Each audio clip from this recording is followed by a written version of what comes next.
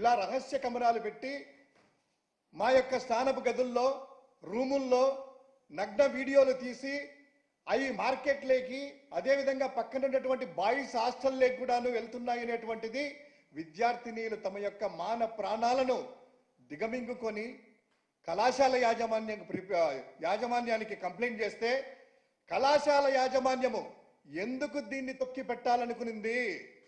మీరు ఎందుకు పోలీసులకి ఈ యొక్క వ్యవహారం గురించి మీరు కంప్లైంట్ చేయలేదు?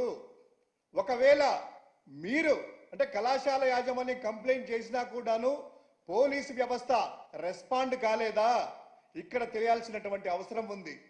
అదేవిధంగా విద్యార్థిని తల్లిదండ్రులందరూ కూడాను లక్షలాది రూపాయలు ఫీజులు కట్టి తమ యొక్క భవిష్యత్తుని బంగారు భవిష్యత్తుగా తీర్చిదిద్దాలనుకొని ఎక్కడి నుంచో వచ్చి వీళ్ళ మీద నమ్మకంతో, ప్రభుత్వం మీద నమ్మకంతో, యాజమాన్యం మీద నమ్మకంతో ఇక్కడికి వచ్చి కళాశాలలో హాస్టల్లో చేరితే మీరు చేసేటువంటి అభద్రతామైనటువంటి అంటే సెక్యూరిటీ లేకుండా వాళ్ళని గాలికి వదిలేసి ఫీజులు రాబట్టుకుంటూ వాళ్ళ యొక్క మాన మర్యాదలను మీరు పోగొట్టాలని చూస్తున్నారా?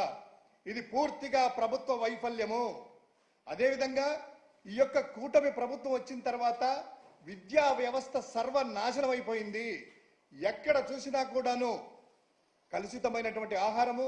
ఇదే యొక్క ఇన్సిడెంట్ జరిగినటువంటి జిల్లాలోనే నూజివీడులో తీసుకున్నట్లయితే ఆ యొక్క IIITలో దాదాపు 1000 మంది పైగా వారం రోజుల నుంచి విద్యార్థులు కలుషిత ఆహారంతో, నాణ్యమైనటువంటి ఫుడ్ లేక ఆ యొక్క జ్వరాలతో ఆసుపత్రుల పాలైతే నో ప్రభుత్వం, నో పోలీస్, ఇక్కడ ఎవ్వరు కూడా పట్టించుకునేటువంటి యొక్క మానాన పోలేదు. అదేవిధంగా ఇక్కడ ఈ యొక్క గుడ్లవల్లి ఇంజనీరింగ్ కళాశాలలో అర్ధరాత్రి నుంచి జరుగుతూ ఉంటే ఏ యొక్క హోంమంత్రికి వెళ్ళడానికి తిరిగలేదా? ముఖ్యమంత్రి వారికి తిరిగలేదా? అదేవిధంగా అన్ని తానై సకల శాఖ మంత్రిగా ఉన్నటువంటి లోకేష్ గారికి తిరగలేదా? ఈ విద్యకు సంబంధించినటువంటిది కూడా ఆయనే కదా. ఏదో పట్టుకొని ఒక విచిత్రమైనటువంటి విన్యాసాలు సోషల్ మీడియాలో రన్ చేస్తా ఉన్నారు. వాళ్ళకి సంబంధించింది ఏదో వైఎస్ఆర్ పార్టీకి చూద్దామనేటువంటి ప్రయోగం కూడాను. ఇక్కడ చూస్తే అయితే ఆ విద్యార్థులు ఎవరైతే ఈ యొక్క పేర్లు వాడుతున్నారో దీంట్లో ప్రధానమైనటువంటి నిందితుడు అనేటువంటి విజయ్ అనేటువంటి వ్యక్తి సోషల్ మీడియాలో నడుస్తా ఉంది.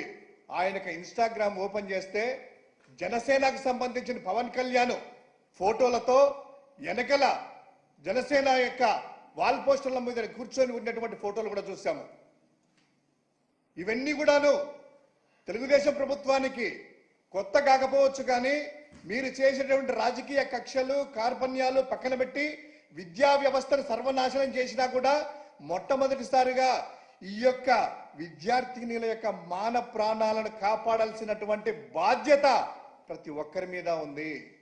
దయచేసి ఈ యొక్క పోలీసులు ఏంటండి, ఉదయమేమో ప్రభుత్వము విచారణకు ఆదేశిస్తున్నట్టు ఎల్లో మీడియాలో స్క్రోలింగ్ వస్తుంది. ఆ స్క్రోలింగ్ వచ్చిన 2-3 నిమిషాలకే పోలీసు వారు ఏమంటారు, అన్నీ చెక్ చేశాము, మొబైల్స్ ఫోన్లు తీసుకున్నాము, ఎక్కడా కూడా ఏమీ లేదు, ఎవరు కూడాను ప్యానిక్ కావాల్సిన అవసరం లేదు, అటువంటి జరిగినటువంటి సంఘటనలు లేవు, ఎవరు కూడా వీడియోలు తీయలేదు, ఏమీ లేవు అనేటువంటిది ఎందుకు ఈ సర్టిఫికేట్ ఇస్తున్నారు?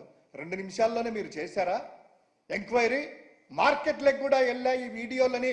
ఆ విద్యార్థినీలు ఎవరు కూడా తన మాన ప్రాణాలు పోయినాయి అనేటువంటిది ఒక ఆడది కానీ విద్యార్థిని కానీ దాదాపు 4 గోడల మధ్యలో ఉంటారు. కానీ ఈ రోజు అర్ధరాత్రి నుంచి బయటికి వచ్చేసి వి వాంట్ జస్టిస్ అంటున్నా కూడాను ఈ ప్రభుత్వానికి వినిపించలేదా?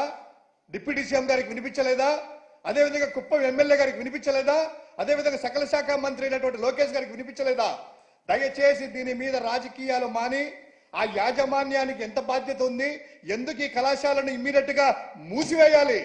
కళాశాలను మూసివేసి పూర్తిగా ఎంక్వైరీ చేసి వారు ఎవరైనా కావచ్చు, ఏ పార్టీకి సంబంధించిన వాళ్ళైనా కావచ్చు, జనసేన కావచ్చు, తెలుగుదేశం కావచ్చు, ఈ విషయంలో అయినా కూడాను ఏది కూడా మీరు ఆలోచన చేయకుండా ఖచ్చితంగా వెంటనే ఆ యొక్క పాల్పడినటువంటి వారిని శిక్షించాలని వైఎస్ఆర్ కాంగ్రెస్ పార్టీ డిమాండ్ చేస్తా ఉంది.